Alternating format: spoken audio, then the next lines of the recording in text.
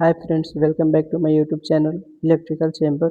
आज के इस वीडियो में हम डीसी मोटर को ओपन किए हैं और इसके सारे पार्ट्स को बारी बारी से आपको बता। तो बिना टाइम गवाए चलिए स्टार्ट करते हैं। तो आप यहाँ पर देख रहे होंगे कि ये मोटर का स्टैंड है, जिस पर हम सारे मोटर को असेंबल करने के बाद इस पर इसको फिक्स करते हैं।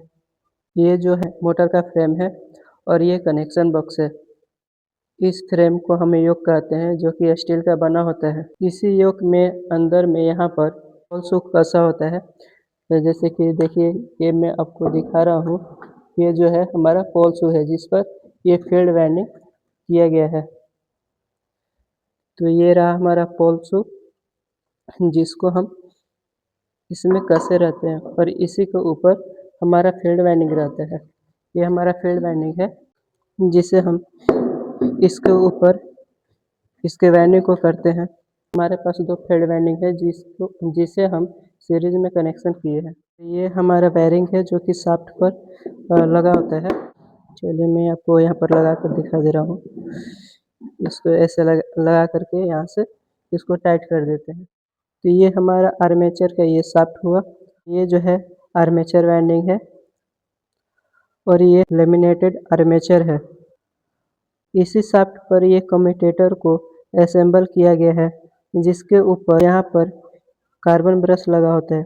यहाँ पर मैंने कार्बन ब्रश को निकाल लिया है। इसको यहाँ पर लगाते हैं, जिससे जब हम सप्लाई देते हैं तो इस कार्बन ब्रश से होते हुए इस कम्यूटेटर में सप्लाई जाता है और कम्यूटेटर के थ्रू यह आर्मेचर में सप्लाई जाता है। ये कम्यूटेटर एक रोटेटिंग स्विच की तरह कार्य करते हैं। इसका मतलब ये हुआ कि जब हम मोटर में बाहर से सप्लाई देते हैं तो ये करंट को बिना कट किए हुए ही आर्मेचर में फ्लो करवाता है। और जनरेटर के केस में जब आर्मेचर में करंट प्रोड्यूस होता है तो उसे बिना कट हुए ही यह बाहर सप्लाई करता है।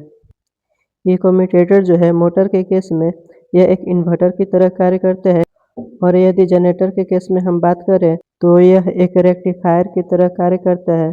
और इधर ये दूसरा बैरिंग है। और जब ये फील्ड वाइंडिंग आर्मेचर वाइंडिंग पर ऐसा होता है तो इसके बीच में जो ये गैप रह रहा है, इसे ही हम एयर गैप कहते हैं। चलिए हम कार्बन ब्रश के पास आपको बता दें कि ये कैसे इसमें लगा होता है।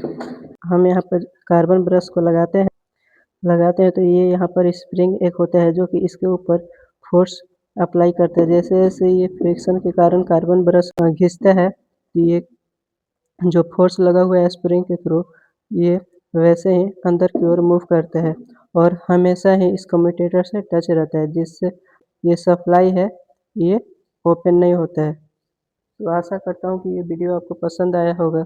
यदि आप इस चैनल पर नए हैं तो चैनल को सब्सक्राइब जरूर करें। जय हिंद।